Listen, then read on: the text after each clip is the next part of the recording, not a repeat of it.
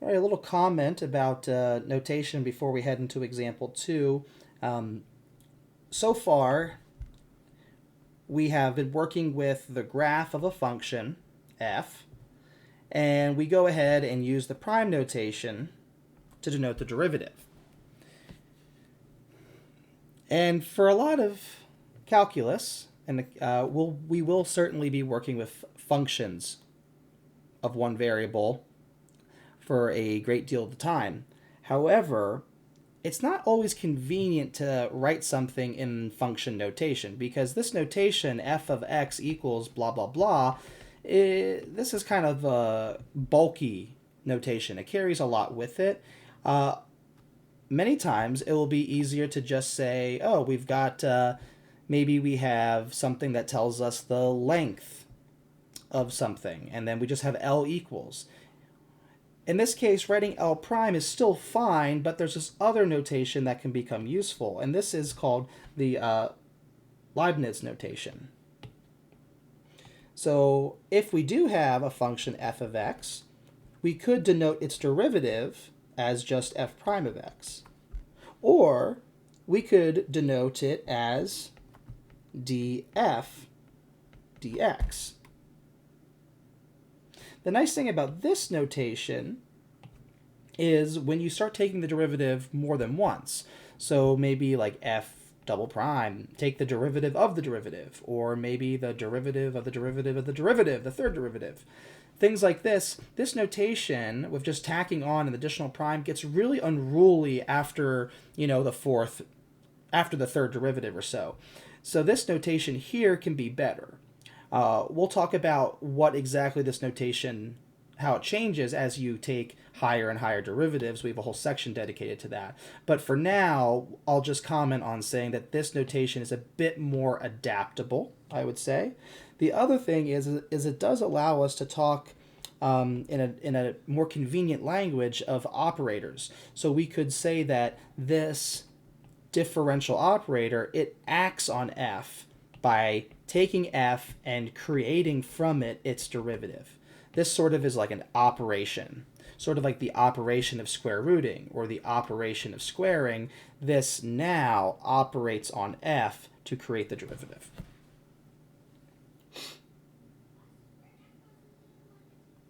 Okay. So given that so we'll start with example 2 here. Given the derivative of a function is the function that reports back the slope of the tangent line to the graph of that original function, what should the derivative of the following three functions be? So a horizontal line. So remember that a horizontal line, I'm just going to draw a horizontal line with up here. So here's my horizontal line. Y equals c, or in this case I said f of x equals c, whatever, that's fine. So there's our function. Well, what is the slope of a horizontal line? The slope of a horizontal line is 0 everywhere. A line has a constant slope and a horizontal line has a slope of 0.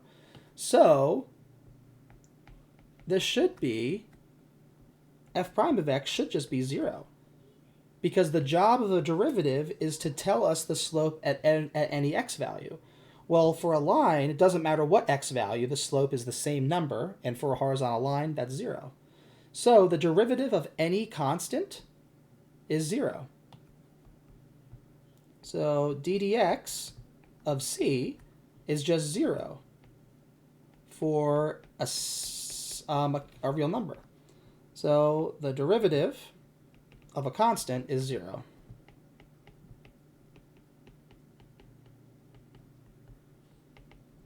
All right.